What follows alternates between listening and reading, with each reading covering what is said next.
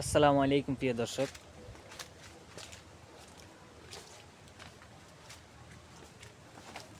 এখন এমন একটি জঙ্গলের ভিতরে আছি। এই জঙ্গলটা বিশাল বড়। এখানে শুধু সুপারির বাগান।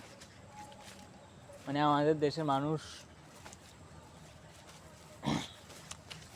চাষ করে, এমন চাষ করে যে চাষের সুবিধা এবং লাভজনক। যেমন সুপারি গাছ একবার লাগাইলে প্রায় 10 থেকে 15 বছর পর্যন্ত সুপারি চাষ করা যায়।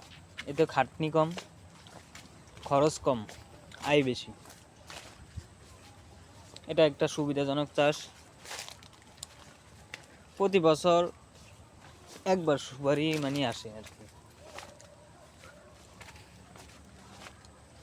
যাদের একটুখানি জমি আছে তারা সুপারি চাষ করে।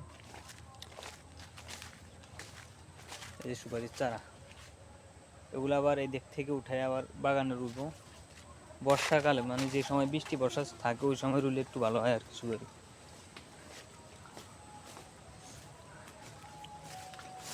আমাদের এদিকের বাগানে তো বিভিন্ন গাছ আছে সুপারি গাছ বাদেও, কিন্তু অন্যান্য বাগানে শুধু সুপারি গাছ, অন্যান্য গাছ রাখা হয় না। কারণ সুপারি গাছের ভিতরে যদি অন্যান্য গাছ থাকে তাহলে সুপারির ফসল একটু কম হয়, মানে সুপারি কম ধরে আর কি। গাছের আলো বাতাস কম পাইলে সুপারি কম ধরে। এদিকে এবার ফসল ভালো হয়েছে সুপারির।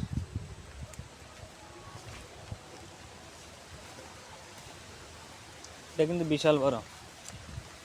ওই হলো পান ক্ষেত ওই পাশে, ওইদিকে এখন যাবো না। সামনে একটা আছে পান ক্ষেত।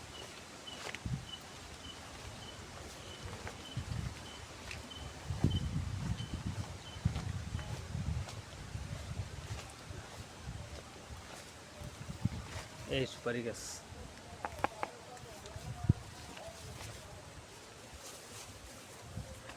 আজকে একটু আবহাওয়া খারাপ, কিছুক্ষণ পর পর বৃষ্টি আর প্রবল বাতাস। এখন আছি খালের পাশে। এই খালটা হলো তেঁতুলিয়া নদী থেকে আসছে। তেঁতুলিয়া নদীর শাখা খাল বলা যায়।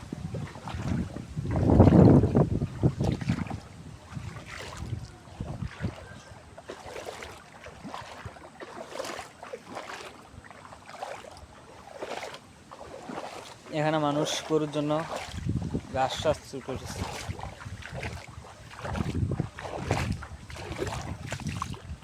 এই ঘাসগুলো গরু খাই বেশি, আবার এই জন্য এদিকে চাষ করা। আর অনেক পরিমাণ জমি এদিকে চর পড়েছে আর কি।